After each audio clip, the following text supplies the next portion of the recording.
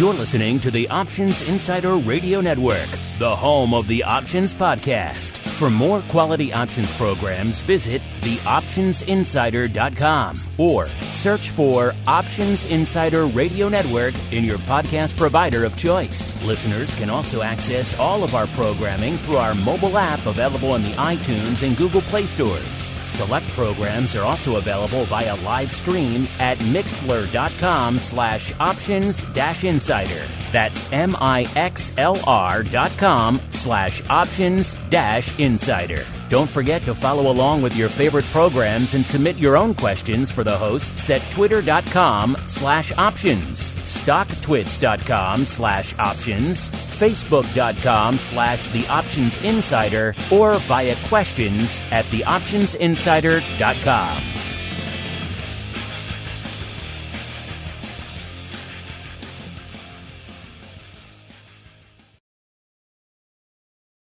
Gold, crude oil, corn, soybeans, and more.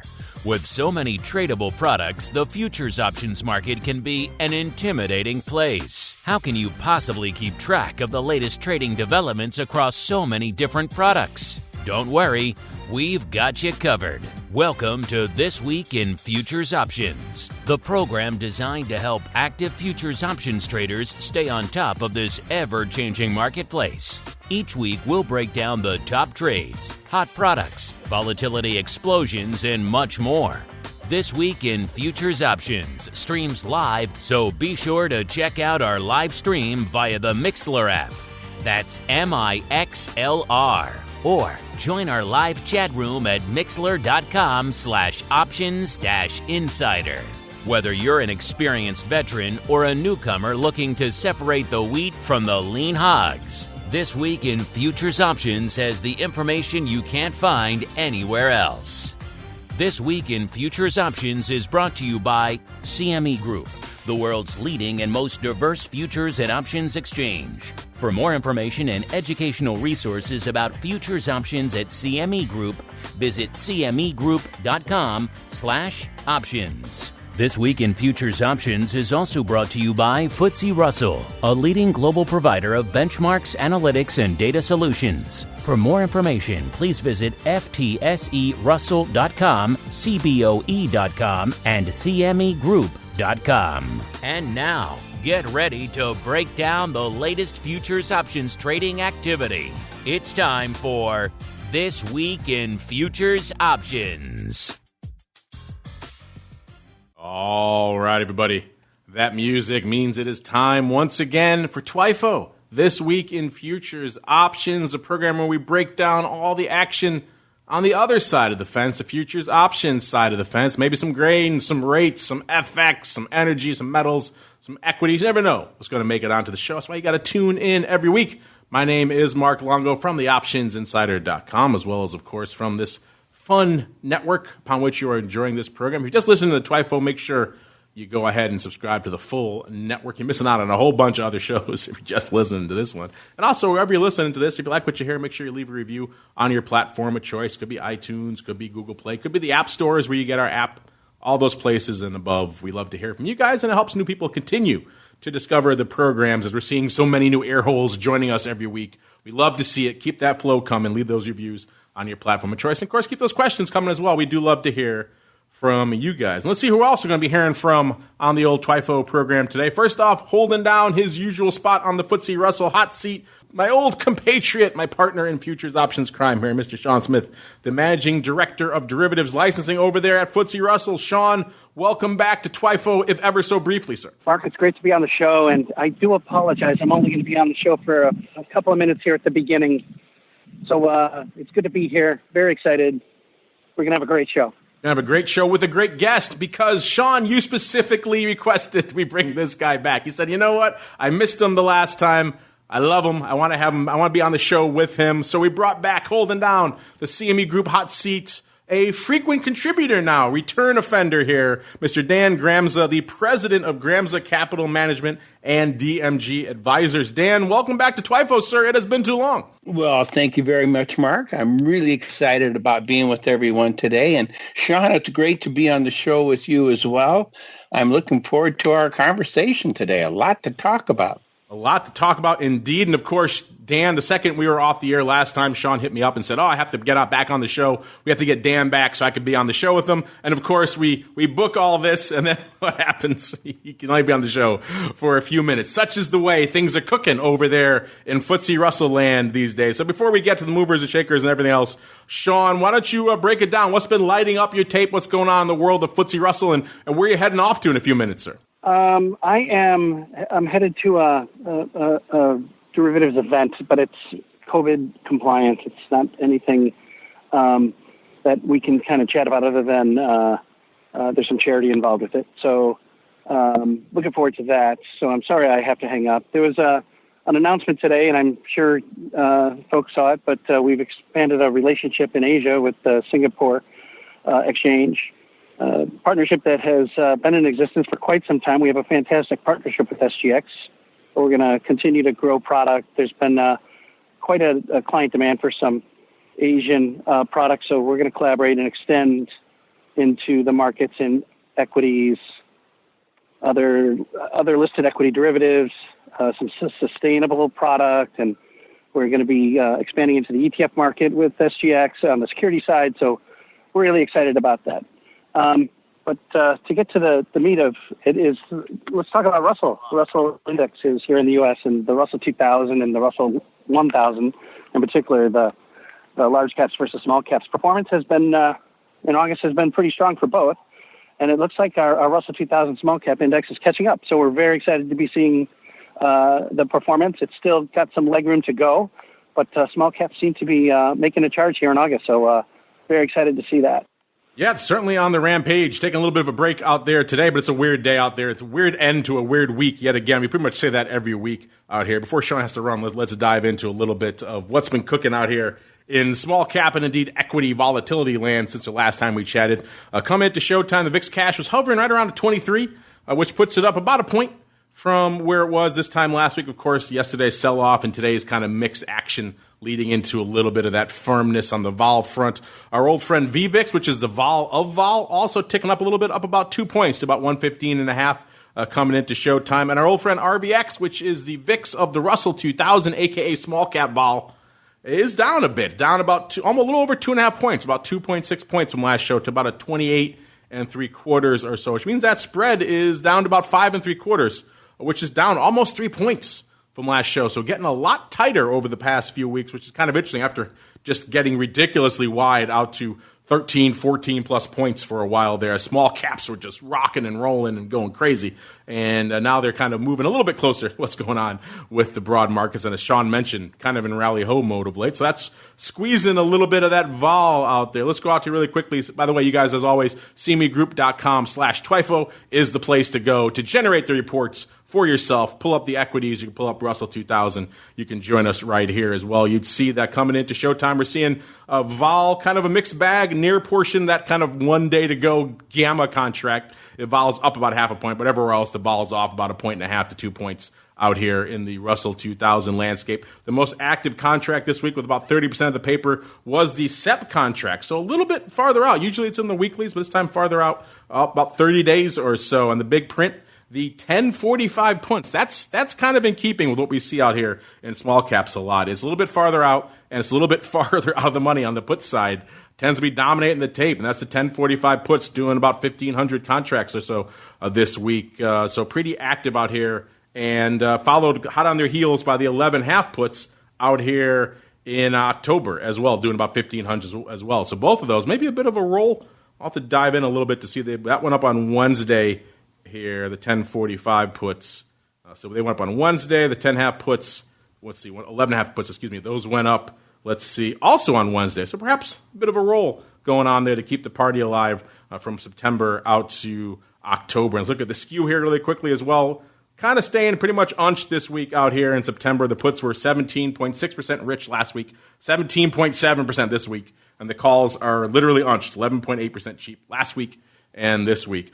Sean, anything else lighting up your tape out there, Russell 2000-wise, sir? You know, I'm just so excited that Dan's on the show with us today. And Dan, I promise I'll get you back on the show and we can do a proper show together. Well, I look forward to that, Sean. I understand you're a busy guy, and we'll get it again. But yeah, thanks, Dan, and please enjoy the show today. It's going to be a fantastic show. But just wishing you well. Back to Russell, folks. RS1, the Russell 1000, the large cap index, the product traded CME Group. It's a really interesting futures contract. I think everybody should be taking another look because you can actually have an interesting trade there. So I'm going to leave you with that note, if that's okay, Mark. So have a great show today, and apologizing for having to step out. Go forth and prosper, sir. Dan and I will hold down both hot seats again, as we did last time, Dan. This is kind of going to be old hat for you now, holding down both hot seats here. So you knock Sean out of the way there, squeeze in to the FTSE Russell hot seat, see if you can sit on both at the same time. Maybe a little bit uncomfortable, but we'll do what we have to do. Anything catching your eye out here in the equity volatility or just in general equity landscape, Dan, as we're kicking off TWIFO here this week before we get into our movers and shakers, sir? Well, I have to tell you, I think the stock market is somewhat doing what it should do. If you look at the large cap and the small cap, what I find interesting, and I think it's something we want to pay attention to, when it comes to the Russell, the indices that we were just talking about, that Sean was mentioning, the Russell is interesting because of how what it's composed of, these small to mid-cap stocks. And in times of economic expansion, it's much easier for these companies to respond to a change than these large cap companies. So the Russell is really a great index to watch for expansion. And in times of economic expansion, the Russell has a tendency to lead the way. So I think that's really kind of behaving the way it should. Well, as we saw over the last couple of weeks, it slowed down here recently. It's bouncy today. I do look for follow through to the upside. So I'm bullish on the Russell. And if you look at the other indices, the NASDAQ or the S&P, for example, they're also behaving the way they should. We have a very unique situation. And the unique situation is that we have a stock market that's going up when it feels like so many things are soft out there. Why is the stock market going up when Main Street is so soft? And I think there's a couple reasons behind it. If you want to talk about that now, or it's what I see happening there is this. If you look at the composition of the S&P, let's take the S&P instead of the NASDAQ first. The S&P is a capitalization-weighted index, which means it takes the value of the stock times the number of shares outstanding, which means very large companies have a big influence. So if you look at the top 5 tech stocks, you look at Microsoft and Apple and Google or Alphabet, those companies comprise almost 25% of the S&P 500 index. So they're a huge portion of it by nature of the composition of the index. But, the American Airlines and United Airlines and all those kind of companies and the smaller companies really aren't a part of this action that we're seeing here. Let's also think about what's going on with us in general. People are working from home. People are using technology probably more in some ways than they would have if they would have been in their office. We're seeing a demand for technology on the home base, which adds a unique impetus, I think, to some of these tech stocks. And we're also seeing it reflected in the NASDAQ market. We're seeing that strength there. That's kind of almost leading the way. We're seeing new highs today in that market. But again, if we go back to these big, large companies, it makes sense. And then when we hear about unemployment, if we think about the broader picture, the stock market first looks forward. It's not really looking back. A lot of data we have reflect history, not the future. Stock markets look towards the future. And so far, it seems it's positive looking into the future. But we have an accommodative central bank. We have low interest rates, which also has an impact on these stock indexes. Where are you going to put your money? Are people going to put the money in interest rate bearing instruments, or are they going to maybe looking towards the stock market for the higher return? We also see consumer spending. Consumer activity still is holding its own. That's a big deal. consumer spending in our country is 70% of the GDP. So we're seeing some ingredients that could still fuel this economy.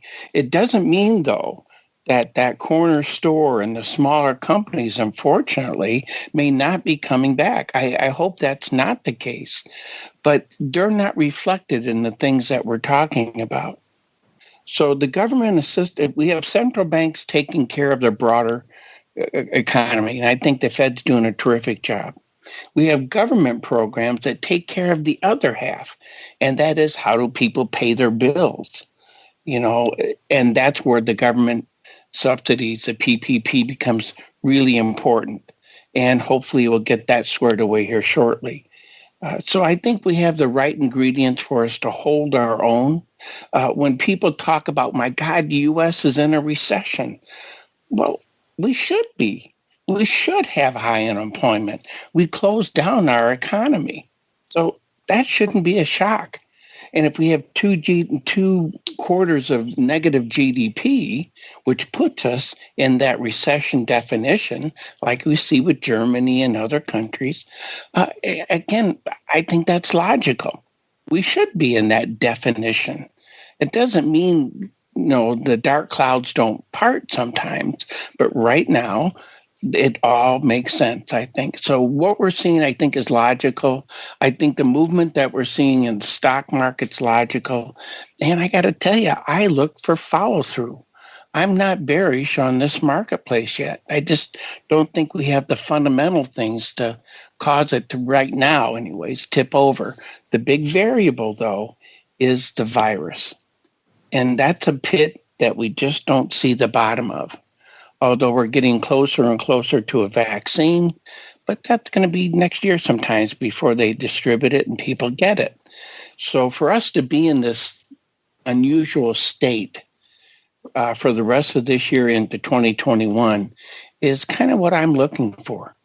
So you're not done with this market yet. Interesting. You're still looking for a little bit of upside, which is fascinating. A lot of people have been writing into us of late, getting understandably concerned at these relatively lofty valuation levels.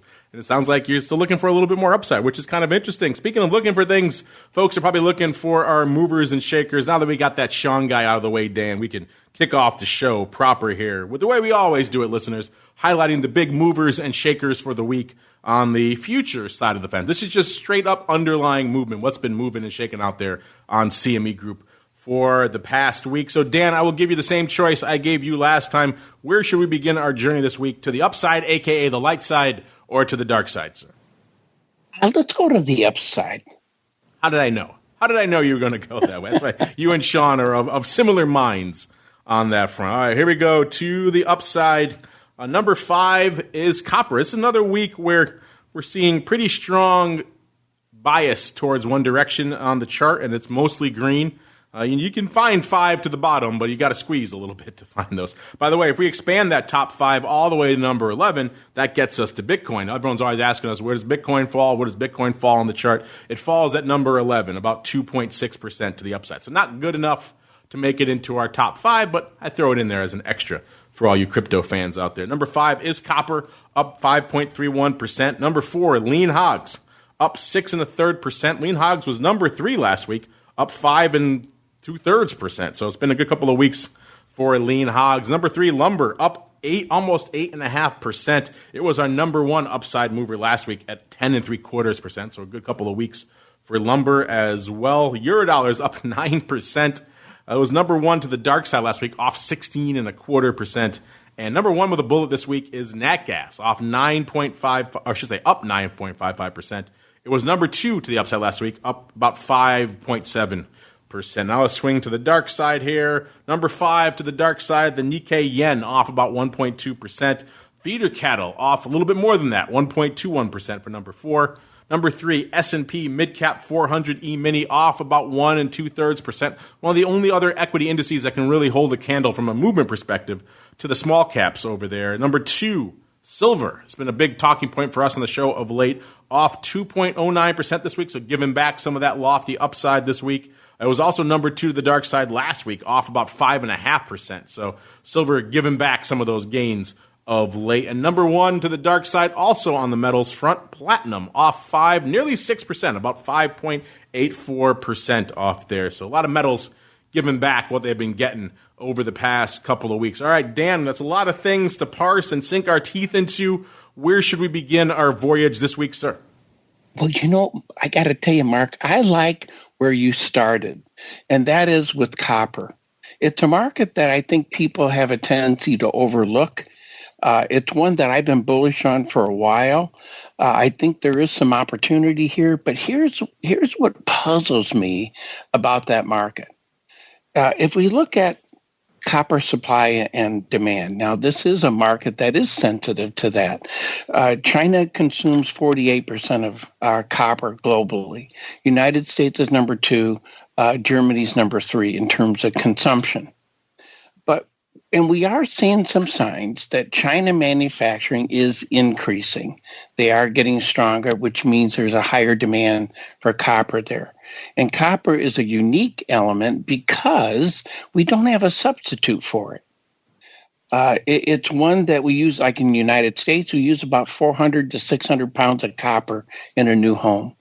We use 44 pounds to 90 pounds of copper in a new car, depending on the model. The battery-powered cars use about 4 times that amount. So we're seeing huge demand for copper, but we have a lot of supply. And maybe that's kind of tipping a bit. I do look for further movement. The big deal about copper is that we closed yesterday above $3. That's a psychological number for that marketplace. Down a little bit today. I do look for follow through. What concerns me, though, is the demand going to be consistent. So we have not so much a supply issue as much as a spurt in demand that's now fueling that kind of move. So I find copper an interesting marketplace. Copper has been an interesting one. For a long time, it's been viewed as this China proxy, effectively. What goes in China is what happens and what drives copper. Let's see what's driving it this week. Let's see, coming into today's show, so the This Weekend Report, remember, that's just from Monday till now, listeners. Not from our last show. It's up about 4.5%, threatening the $3 price level, 2.9895 coming into showtime up there right now. So it's up a wee bit, or about nearly 5%, about 4.5% here on the week. Now, copper, it's growing in terms of an option story. It's no Eurodollars or E-mini by any stretch, but it's still up a decent amount. It looks like it's up about 20% in volume so far here this week, or pretty close to it. There's about 3,000 contracts on the tape, and we're north of 3,500 right now. So a decent little run out here this week. The big prints, let's see, the big month with about 31% of the paper out here was November. And it was the 3.4 calls leading the dance out here with a whopping 363 listeners out here. But still, that's decent paper. You're talking a substantial portion of this week's volume on those 340 calls. So it's all relative at the end of the day, listeners. Look out here. The vol on that Nov contract is 26.5, up about 3 points. So getting juicy from a vol perspective out here in copper land. Skew, the puts were 2.4% rich to the at-the-money this week, nearly 4% rich. So the puts getting bid up. The calls 1.1% rich last week. This week, a little over 0.5%, about 0.6% cheap. So the calls coming in, puts getting bid.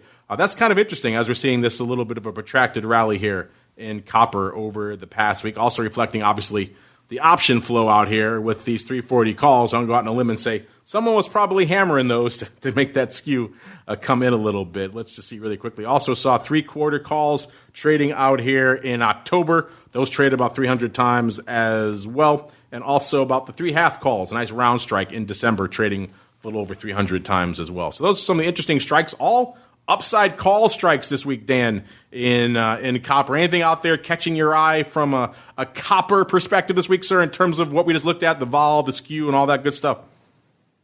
Well, I think what you just outlined with what we're seeing, where are those strikes that we're seeing interest? Are they calls, are they puts? I think there's something to be said about that forward thinking when it comes to a marketplace. And that's one of the beautiful things about the options, the way you laid that out for us. What is the market thinking down the road, as well as right now? Where do we see support? And I think it says that we still have a bullish bias to this market, but yet there's some apprehension with it. I feel that way because I don't know if there's enough demand to sustain this. And I think that's reflected in those puts that you were just talking about. So it's a market that I think the bias is to the upside. I think the market believes that as well by the strikes that you were just talking about. But there's also that element of we need to be careful at these levels. And I think that's the mix that we're seeing for that market. Since we're talking about metals, let's stay here for a second as well and move on out to another name that was lighting up our movers and shakers this week. Number 2 to the dark side, that was silver, a name we've been talking about a lot of late. Coming into the show now, silver's at about a 27, almost 40, 27.39 out there. Puts it up about 5% so far on the week. So getting back some of what it gave back over the course of just this week now, just the this weekend portion. We're seeing silver on the rise. So obviously that sell-off occurring towards the latter portion of last week. Let's see, up about 5% or about 1.3 handles. So that front future is threatening that 27.5 level out there right now. From a volume perspective, to give you a gauge of where silver falls in relation to copper. Silver about 47,000 contracts on the tape this week. So a little bit more active contract than copper. And of that, the most active contract of that bunch was in December, with a little bit over a quarter of the paper, almost 27% of the paper going up out there in December. So that's where we'll hang our hat here this week. The vol in December is actually coming off pretty aggressively. The D's vol is at about a 48 3/4. That's over 8 handles lower than what it was last week. So vol getting annihilated out here in the D's contract. Let's go out to the skew. The puts, let's see. The puts were 1.5% cheap last week to the at the money. This week they are 7.5% cheap. So puts getting cheaper. Calls 5.1% rich. This week 9.3% rich to the at the money. So calls getting bid up. Puts getting cheaper as the vol is getting annihilated out here. That's an interesting combo. Let's go out here and see what the number one print was out here, and it was also in the D's contract. That's fortunate for us from an analysis perspective. And it was the 34 even calls, 34 handle, listeners. That's not the strike I would have expected out here. Pretty active throughout the week, a total of about 3,200, which is pretty big for a contract that does about 46,000 total. 34 calls, doing about 1,200 and change on Monday, 1,300 and change on Tuesday. Most of that opening on both days. So someone opening for size on this 34 strike out here. Let's see. Given the fact that the calls were bid up quite a bit, I'm going to guess that perhaps they were buying those, but the vol did come in pretty aggressively here as well. So someone was harvesting a wee bit of vol out here as well this week. What was the other active contract? Well, now we drop off a little bit beyond that. That was the most active contract out here. Then we go out back to October out here, where we get the 35 even calls, so a little bit farther out of the money strike, which is kind of interesting. Those did about 1,500 contracts. Let's see how these went up this week. These went up pretty much lion's share, about a third of them. Actually, no, I take that back. The lion's share was today, almost 900 today, and about 450 on Monday. The rest scattered throughout the week. A decent chunk of that opening. Obviously, we don't know about today's paper out here. So some opening paper here as well on the 35 strike. So a lot of upside at play this week here, Dan, in silver. Does that surprise you? You think maybe people are repositioning for another move? You know, we saw silver run, then retreat a little bit, and now it looks like it's getting a little bit of a win behind it again. Does that surprise you what we're seeing from an options and vol perspective out here this week, Dan? Yes. I mean, I agree with you. That 34 strike, 30 strike, I would think that would be kind of leading the pack. That really does surprise me. And it does say something about the attitude of the market. It's that barometer that we can look at. And obviously, it seems that people are very bullish on this market. From my point of view, that really does surprise me. But I think that 30 is really where you want to pay some attention to. Two things about that level. One, if we're going to find these buyers that the market is anticipating, then I think we want to see it relatively soon. We see a little bit of buying coming in today. If it's going to follow through with that, I would look at it from this point of view that within the next 4 to 5 trading sessions that we want to be closing above 30. If we don't, I'm looking for a sideways move to continue. I'm not necessarily bearish on this, but I think we have to be very cautious on this market in that regard. So if buyers are here, we want to see their footprints. The other thing that wouldn't surprise me here, if you look at the first time we hit 30, we backed off. We didn't close through 30. We kissed 30 and we found sellers. So theoretically, it's that old saying, first time up is a fade, second time to go with. That if we go back up towards 30, let's say in these next 5 trading sessions, then we want to close through it. We want to be 30-10, 30-20. We want to see some movement, some commitment behind it. The people that were selling it before now have to make a decision. They would be underwater, so we expect them to get out of those short positions and now buy this back. So we'd expect those calls to really get bid up, the puts to really drop, and we'd want to see price action closing above that 30. So I think the next week or so could be very interesting for that market. Listeners, before you ask why we didn't do platinum, which is number 1 to the dark side this week, off 5.84%, because it's done 57 contracts so far this week. So not a lot of options or really volatility or skew to parse from an overall platinum perspective. But that leaves open the question, Dan, where should we take our journey next? Which complex and which product is drawing your eye this week, sir? Well, I think if we want to look at the we can look at currencies. How about taking a look at the currency market? You want to do Euro, USD, pound? What's floating your boat today, sir? Right. Well, let's start with the Euro.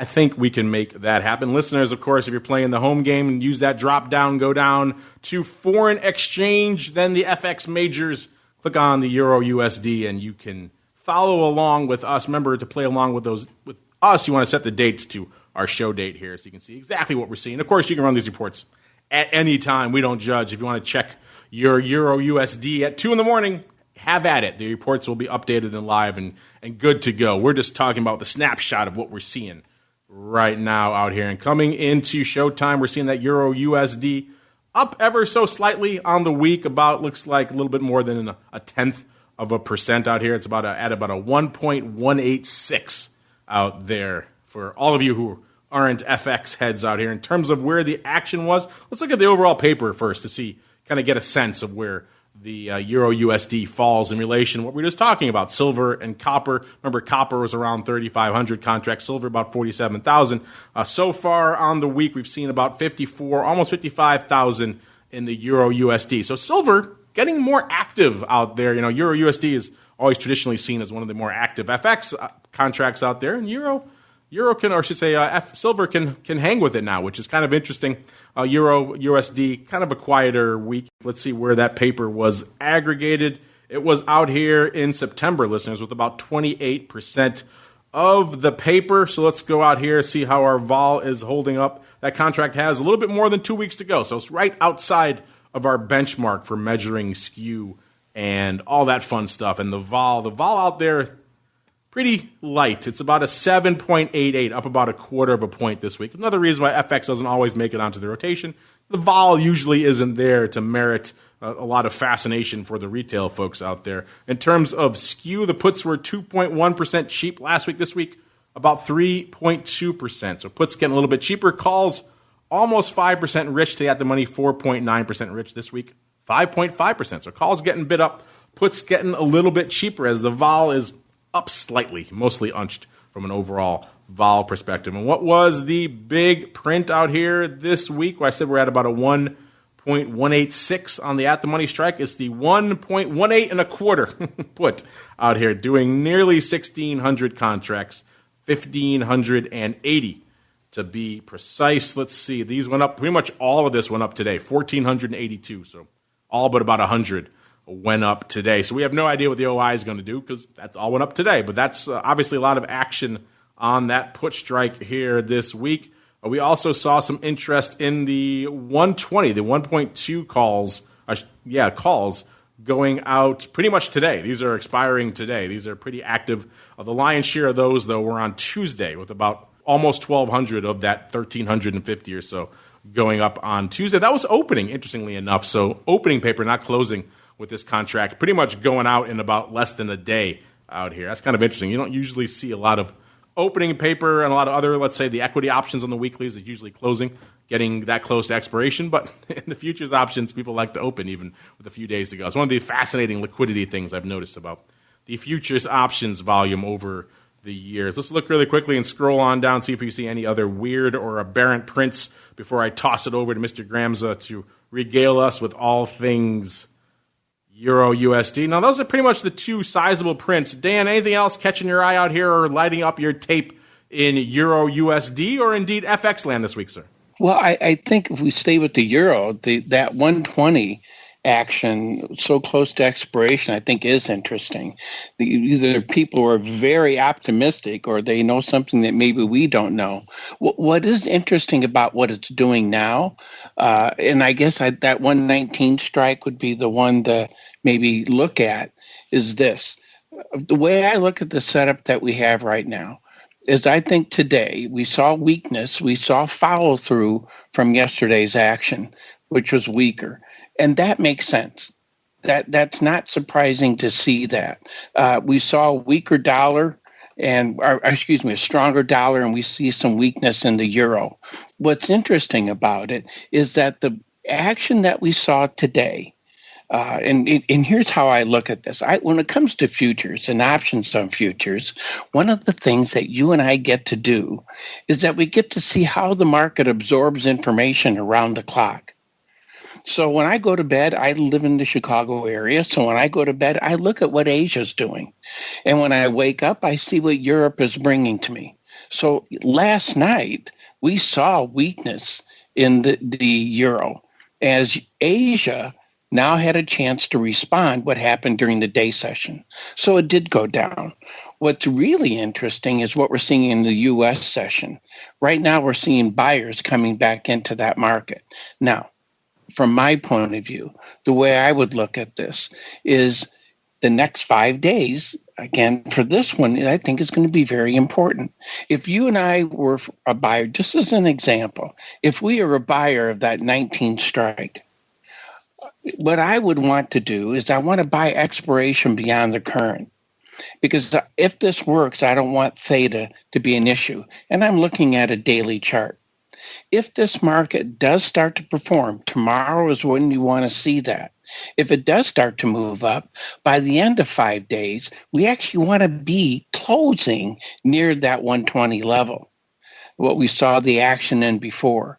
The reason for that is from a technical point of view, it would imply the continuation of an uptrend.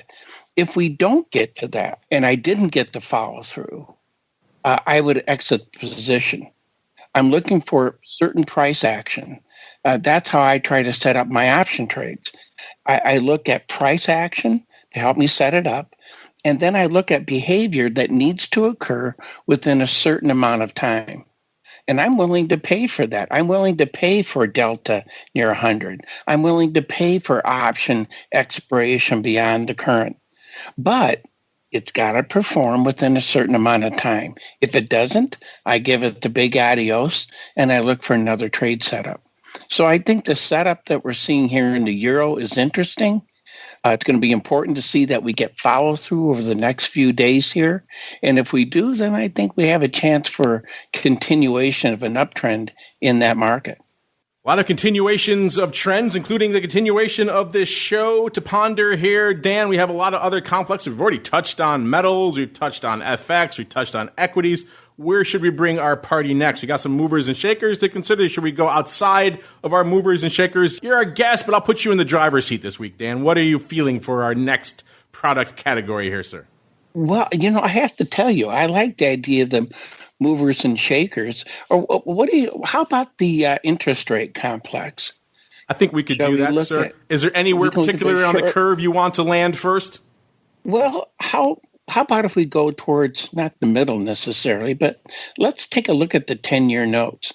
It's like we're on the same brainwave here. I pulled up 10-year as you were speaking here, Dan. So hey. See, we're simpatico here on the show. Of course, listeners, you can find those going out into the rates complex. Hit the 10-year. I like to hit select all. You guys, it's up to you. Could be a little bit of an overwhelming amount of information for you out there, but I like to see the full gamut of what's transpired over the course of the past week. Now we're getting up here. Rates obviously do a little bit more paper out here compared to the 3,000 of copper, the roughly 47,000 of silver, the 55 or so thousand that we were just talking about in the Euro USD. Now we're talking 1.2 million on the tape out here. So the 10-year, a wee bit more active out here, listeners. And let's see, of that, 44%.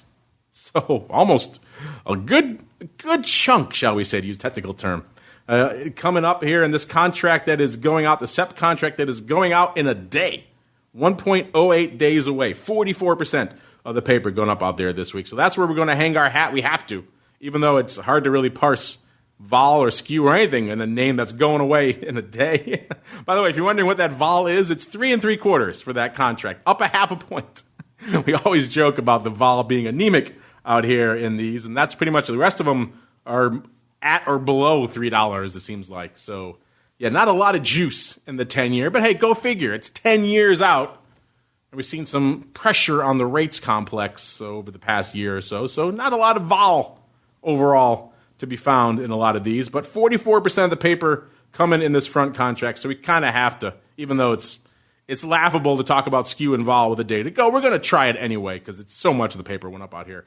1% were the puts last week. They were 1% rich to the at the money. This week, they're about 5% as they're going away here. So puts getting a little bit more love. The calls, 9.3% cheap this week, 4.2%. So calls getting bid up, puts getting bid up as well. So a little bit of juice coming to both of the wings as we're seeing the vol, I guess you can say, firm up at a juicy 3 3/4 out here.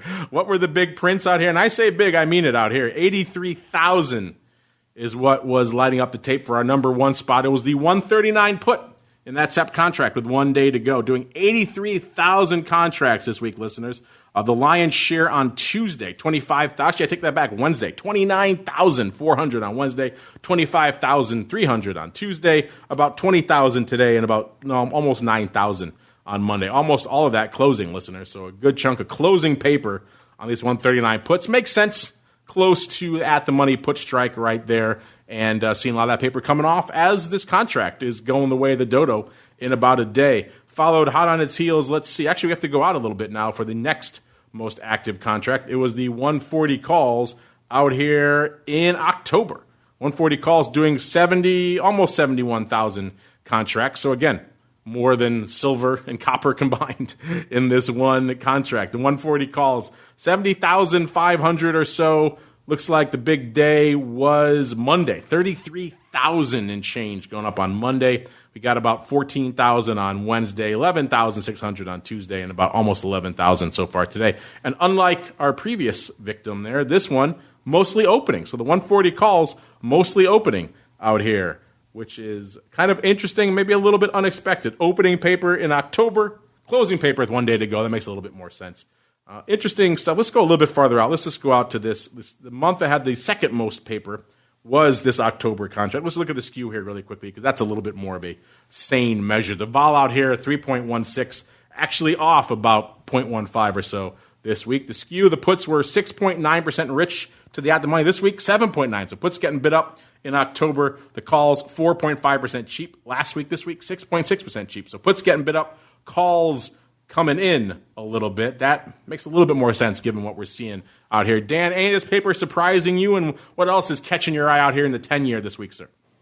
Well, I have to tell you, what you just said kind of fits with my bias. So I don't know if I'm a good judge there, but a few things. First, I have to tell you, I was off on my outlook for today's action. I was looking for 139 today, actually. I was looking for a down day in this market. A part of that reasoning was I was looking for an up day in the stock market. You know, one of the things that futures allows us to do is to watch how capital flows in between these different sectors. So, for example, when we see the stock market getting higher, that money's coming from someplace. And oftentimes, one of the places it comes is people take money out of what they consider a safe haven investment, interest rates, and that capital flows towards the stock market. So, typically, with the stock market doing what it is right now, we would look for weakness in the 10-year notes. The whole yield curve, we'd look for it to soften a bit. And we're seeing it only slightly. So the action I was looking for first is not happening. I think that 140 strike is revealing, especially when you go further out. What is that October telling us? Is it telling us something about the election? Is it telling us something about people are buying puts out there because they think if we get towards that level that we could easily back off? What does that say about our stock market? That would imply strength in our stock market as we go further out. I think that's what the interest rates are telling us right now when we look at those options. So I find that interesting. I am not bullish on this market. I do look for weakness. For tomorrow's action, I'm looking for an inside type day. And by the end of this week, I'm still looking for or I should say by the middle of next week. We're almost at the end of this week, but I'm looking for that 139. I do look for weakness here because I'm looking for strength in the stock market. So I think it's an interesting barometer that we can think about. And again, we have this election coming up. Will be interesting to see how the market's positioning itself when we get closer to that. It'll also be very interesting to see what you guys have in store because it's that time. It is time for your futures options feedback. It's time for your questions, comments, and insights. It's time for Futures Options Feedback. Submit your questions at twitter.com/options, facebook.com/The Options Insider, stocktwits.com/Options Insider, or via questions at theoptionsinsider.com. You can also submit your feedback via our Options Insider Radio Network mobile app, available for iOS, Android, and Kindle Fire devices. You can even ask your questions live every Friday at 3 p.m. Central via our Mixlr chat room. So grab the Mixlr app or just search for Options Insider at Mixlr.com. That's MIXLR.com. All right, everybody. It is time for you guys to take the reins, your questions, your comments. Speaking of questions, Dan, when you were on last time, you requested that we hold one for you for your return appearance. Luckily, we got this listener, Belzer. We answered this question as well on another episode of another show, so he didn't have to wait too long. But I wanted to give you your chance to discuss this one because this one clearly resonated with you. Belzer wanted to know. He says, hi, I've been trading/playing options for a while now, and I have a basic understanding of the Greeks. Here's my approach. When I buy a call option, I think to myself, do I believe that this stock can reach the break-even price before the expiration date? If my level of confidence is high, I tend to purchase it. Theta doesn't even matter in this case. I just care about whether it'll reach the strike and I'll make a profit. Is that the right way to approach the trade, or should I be factoring in theta into those positions to improve my returns? What role should delta play in my analysis? And if I think a stock can make a particular strike by expiration, and then am I better off picking a few higher probability but more expensive calls or more lower delta calls to maximize my gains? I'm getting a lot of these questions of late, Dan. People asking, whether the Greeks really matter or should I just look at the strike, I like it, look at the price, I want to take it, I want to buy it, I want to sell it, and that's kind of really all I need to do, some people are wondering. So what do you have to say here for our listener, Belzer, Dan? Well, I think it's a terrific question, and there are excellent points that he's raising. I guess I look at it from this point of view. First, I think the Greeks are important. They give us those measures of what's happening, what the expectations are of the market, how this particular strike or this particular option is performing at that point in time. But when I think about the strategy that he's using, I guess I start at the very beginning, and it's this. And again, my determination of what I do what strike I'm going to pick or how I'm going to trade a particular market is really based finally on what price is doing. So I said a few minutes ago that I'm bearish on the 10-year notes. But the fact is, if 10-year notes are going higher from a price point of view, I want to be on the long side. So my opinion is just that. What I want to really look at is what is price doing. Now, based upon that idea, I look at the markets, and for option trades as well as for futures trades, from the point of view of price action. So I would start with a technical approach. I'd use a technical guidelines. For me, I use candle charts, for example. That's a tool I've been looking at since the mid-'80s that I learned in Tokyo, but not in the typical fashion. But let's put that aside. No matter what your technical approach is, let's say then that you have a bullish buy signal. When someone trades on a hunch, it is just that. I want company. I want some justification for initiating my action. But as we were talking about before, I have some requirements that now come around it. What's always bothered me is when someone says, well, that option only cost me $500, and who knows, maybe it'll work. What the person, I believe, is saying to me, I have bought an option, it's not performing, I'm in a hope trade, and I'm just going to give it a shot. Well, what also goes through my mind is that person is saying to me, I'm going to donate $500 to the market. So let's start with the idea that you've used some technical approach that says price is indicating this market could be going higher. And you have, let's use, for example, a buy signal. So now you have this buy signal for whatever approach you're using, and it says that you're looking for this market to go up. I'm talking about a daily chart now, and in this case, for most technical approaches, I believe that when you get a buy or sell signal, action will probably start within the next 2 to 5 days, trading days. If it doesn't, the probability is it won't. Now, using this logic, I've gotten out of good trades. I want you to know that. But that's happened far fewer times than getting out of trades that weren't performing. All right, so we have this buy signal. Belzer, here's the way I would look at it. And to keep it simple, I would want a few conditions. One, I want delta near 100. Let's use that Greek to start with. I want delta near 100. And the reason is, if I have conviction that I think this market's going up, I want to get paid for the trade. How many times do you hear somebody saying, I bought these calls and they hardly moved at all and the market went up?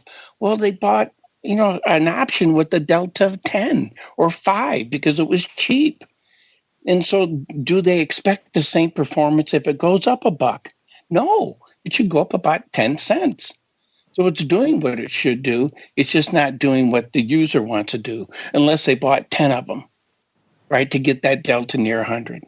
So the option is such a beautiful instrument. It will do what we allow it to do. And if you want to have it move $1 for $1 with a delta of 10, buy 10 of them. Anyways, I want delta near 100. I'd buy 2 at the monies or a deep in the money strike. The next aspect of that, so I'm paying for that to do that. The next aspect is I want the expiration beyond the current expiration. And it goes back to another Greek. I don't want theta or time decay to start participating in this trade. So if I'm doing it near expiration, theta is, if I'm doing it within 3 weeks of expiration, theta is participating. Well, I want the idea that if this trade works, I want to give it some room to allow it to work. So therefore, I need time, and I'm willing to pay for that time. So I'm buying expiration beyond the current. You got to pay for that. You got to pay for delta near 100 or a deep in the money call, we said calls. The other condition that I find important is time. Now go back, take a look, Belzer, at a trade where if you use a technical approach, Look at that when you had a buy signal, since we're talking about calls. When did it perform? How long did it take before that market started to perform? And if it happened within 5 days, well, that's a parameter that you might want to consider using. For me, it is a parameter.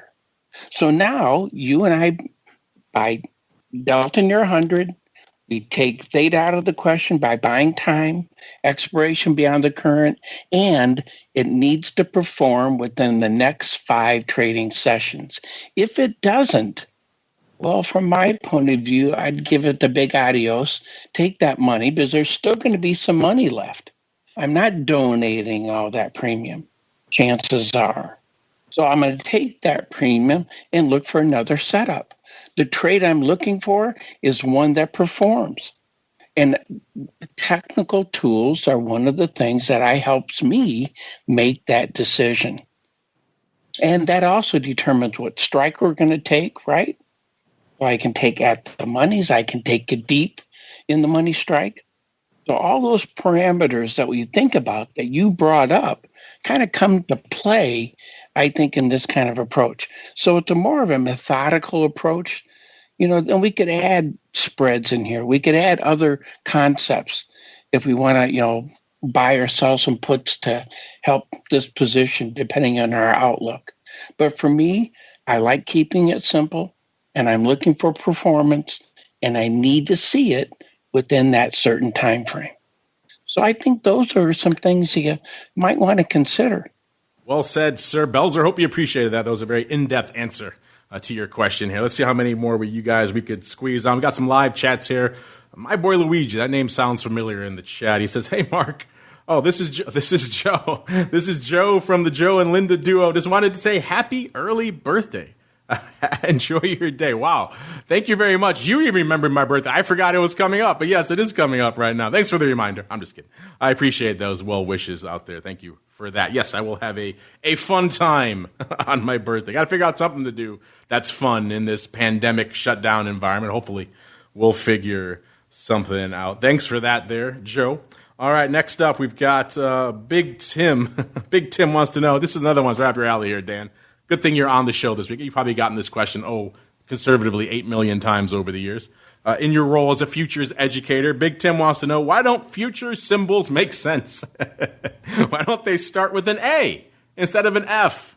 Why is November X instead of Y? About the only thing that makes sense is Z for December. Yeah, I'm with you, Big Tim. The future symbology always has been a bit of a rough road for people who are newcomers to this side of the fence. They're not used to having to deal with these codes on top of what they're looking for out there. So it's always a bit of an extra wrinkle. Dan, what do you have to say here for Big Tim, who wants to know, why don't future symbols make sense, Dan?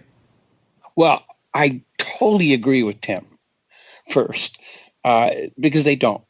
One of the issues we have, if we use the first letter of the month, we have January, June, July. So that becomes a bit of a challenge. So J, which month is it? So that became, I think, part of the incentive to come up with a different lettering system. But why to begin with F? If you're going to start at the beginning of the year, why not go A, B, C, down the line? I don't know the answer, by the way. F for January. But here's the thing you want to think about. Excuse me. Most of your quote systems, too, you put in a couple, either put the name in that you put, like crude oil or whatever it is you're trying to look at. It'll pull up that symbol. If you look at the quote page, depending on how that's structured, that'll give you an idea of some of the expiration months that you can look at and the symbols associated with that. But Tim, I'm right there with you. When we look at second year out expirations, that begins with an A, by the way, for January. But right now, there is no simple answer for that one. I have to tell you, I have asked that question so many times in the 30-some years I've looked at futures, and no one has an answer for it. But it is what it is, and is what we live with in this marketplace.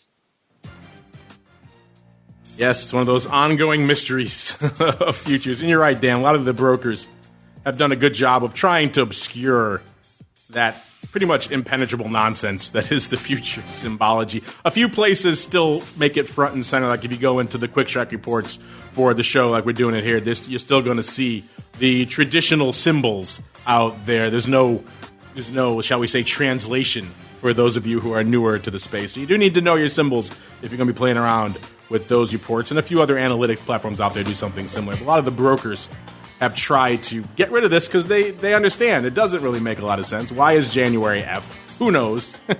It's stupid. I agree with you. D as Z makes some sense. So I guess maybe you pick one starting point. If you want to start with Z, then you work back from Z maybe. At least that could make some sense. We don't even have that. So yeah, it's a lot of nonsense out there, Big Tim. We're with you.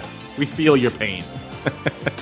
All right. Unfortunately, that music means we've come to the end of another epic journey through the world of all things futures options. Got more questions to get to here. We'll get to more of them on your next show about correlation. All sorts of fun stuff to unpack there.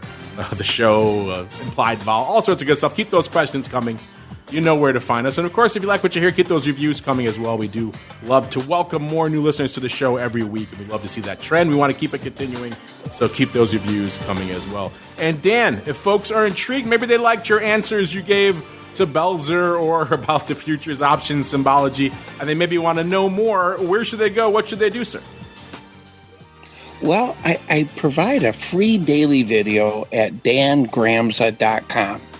If you haven't looked at futures, or if you're curious about how these different markets fit together, I look at 22 different markets. It's a free daily video, and it gives you an idea of what I'm looking for, and you'll see some red and green lines, which represent, for me, these are not trade recommendations, buy and sell levels. I call them bullish and bearish levels. But it's a way to get a feel for other markets. If you only look at the stock indices, now you may want to look at currencies and interest rates and metals and energy and agricultural markets. Those are the other complexes that I look at. So it may be something to check out if you're interested in looking at futures themselves. And then from that, you and I could always wrap option strategies around that. But that's one source I think we could take a look at if you want to continue that conversation. There you go, dangramza.com. Check him out. You can find his videos and a lot of other fun stuff there to kick the tires and light the fires in between his episodes. So now we have to get you back again, Sean. Or I should say, Dan, because Sean missed you yet again. So we're going to have to do it for a third time. I think you're arranging this, Dan. I think you're doing this just so you can keep arranging appearances on the program here. Yeah, I know. Nothing planned, but it will be great to be with Sean and you the next time around. Thank you so much for today. I hope the listeners have gotten some insights. You do a great job, Mark, of laying things out. And happy birthday. Yes, thank you very much. Our listeners remembered my birthday. That just brings a smile to my face. Of course, if you want to check out more information in between shows, you know where to go. FTSERussell.com is the place to go for all that stuff about the coronavirus and its impact on the equity markets, as well as some interesting stuff going on with their Asian offerings. Going to add more wrinkles to the FTSE Russell derivatives arsenal soon. That should be interesting. Stay tuned for that. FTSERussell.com, the place to go. Give them a follow on the old Twitters as well, at FTSE Russell. And, of course, you know where to go for all of this mainlining info, cmegroup.com/TWIFO or /TWIO. That's the place to go. Check out these reports. Those are running all the time, so you can check them outside of just when this show is live. So if you want to check your copper at noon Central, we won't hold it against you. Whatever you want to do, head on over there, cmegroup.com/TWIFO/TWIO. That's the place to begin your journey over there. And on behalf of Dan and Sean, who had to duck out early, and our friends over there at CME, and myself, I thank all of you out there for downloading and streaming and subscribing and sending in your questions and remembering my birthday. Thanks for all of that. And we'll see you back here tomorrow, 1 p.m. Central, 2 p.m. Eastern for Volatility Views. And then we're back again on Monday with the option block. It all kicks off there all the way to Thursday for more of This Week in Futures Options.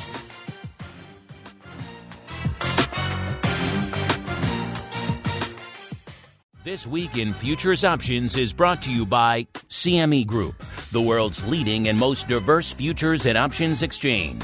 CME Group's markets help individuals and businesses around the world manage risks and seize opportunities. CME Group offers the deepest and most liquid options on futures across all asset classes, including interest rates, equity indexes, foreign exchange, energy, agriculture, and metals. For more information and educational resources about futures options at CME Group, visit cmegroup.com/options. This Week in Futures Options is also brought to you by FTSE Russell, a leading global provider of benchmarks, analytics, and data solutions. Investors in the U.S. and around the world are using FTSE Russell indexes to benchmark their investment performance and create investment funds, ETFs, structured products, and index-based derivatives. Many Options Insider Radio Network listeners will be familiar with the Russell 2000 Index. Russell 2000 futures and options are currently trading on the Chicago Board Options Exchange and CME Group. For more information, please visit ftserussell.com, cboe.com, and cmegroup.com.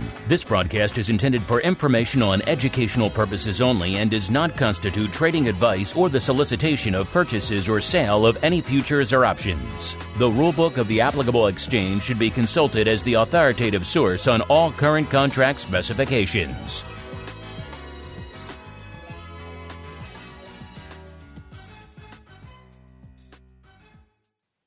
You're listening to the Options Insider Radio Network, the home of the Options Podcast. For more quality options programs, visit theoptionsinsider.com or search for Options Insider Radio Network in your podcast provider of choice. Listeners can also access all of our programming through our mobile app available in the iTunes and Google Play stores. Select programs are also available via live stream at mixlr.com/options-insider. That's mixlr.com/options-insider. Don't forget to follow along with your favorite programs and submit your own questions for the hosts at twitter.com/options, stocktwits.com/options, facebook.com/theoptionsinsider, or via questions at theoptionsinsider.com.